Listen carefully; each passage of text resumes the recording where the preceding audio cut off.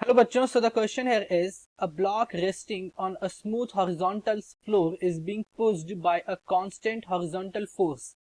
If kinetic energy gained by the block at first, second and third seconds are K1, K2 and K3 respectively, then K1 ratio K2 ratio K3 would be equal to.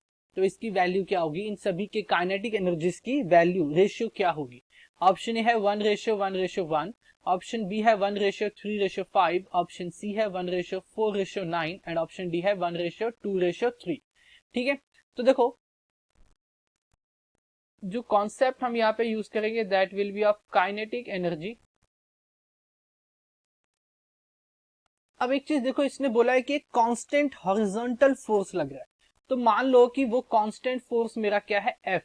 F क्या है मेरा, एक constant force, और जिस पे मैंने लगाया उस ब्लॉक का या फिर उस ब्लॉक, ठीक है, उस ब्लॉक का मास क्या है एम। एम क्या है, मास उस ब्लॉक का जिस पे हमने ये कांस्टेंट फोर्स लगा दिया। ठीक है, अब देखो तो इनिशियली इसने बोला क्या कि इनिशियली जो मेरा ब्लॉक था वो रेस्ट कर रहा था।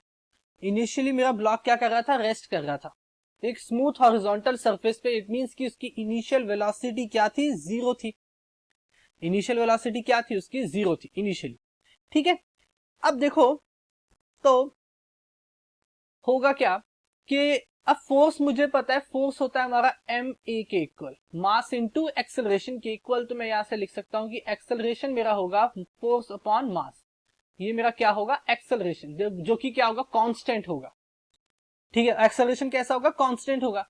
अब अगर रेशियो है 3 सेकंड, फर्स्ट सेकंड का रेशियो है kinetic energy K1, ratio second की kinetic energy K2, ratio third second की काइनेटिक एनर्जी K3, और काइनेटिक एनर्जी हमें पता है। ठीक है, अब देखो काइनेटिक एनर्जी, एनर्जी का अगर मैं बात करूं, एनर्जी हमारे पास होती है change in energy is equal to work done.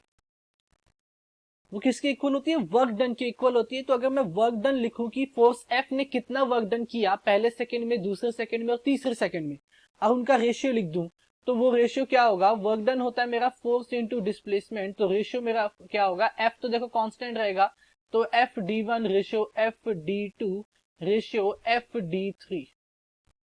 ठीक है, अब देखो सेकेंड इक्वेशन ऑफ मोशन क्या कहता है, s will be equal to u t plus half of a t square. U t, ये टर्म क्या होगा, जीरो होगा, बिकॉज यू मेरा क्या है, जीरो है। सो एफ मेरा कांस्टेंट, एफ को मैंने किया बाहर, हाफ ए मेरा कितना है, एफ बाय एम, टी कितना है 1 पहले सेकंड के केस में।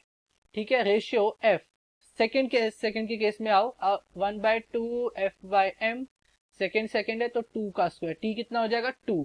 थर्ड सेकंड में टी का क्या हो जाएगा, 3 के इक्वल, तो 1/2 1/f/m 3 का स्क्वायर। ठीक है, तो यहां से एफ एफ कैंसल, 1/2 FM भी कैंसल, ये आ जाएगा मेरा 1:4:9। कितना आ गया, 1:4:9। और वर्क डन क्या होता है, work done is equal to change in kinetic energy, और इनिशियल काइनेटिक एनर्जी जीरो है, तो यानी वो काइनेटिक एनर्जी के ही इक्वल होगा। तो रेशियो क्या होगा काइनेटिक एनर्जीज का, ये रेशियो होगा K1 ratio K2 ratio K3 के इक्वल। सो आंसर क्या होगा, ऑप्शन सी करेक्ट है हमारा। I hope you understand it well, thank you.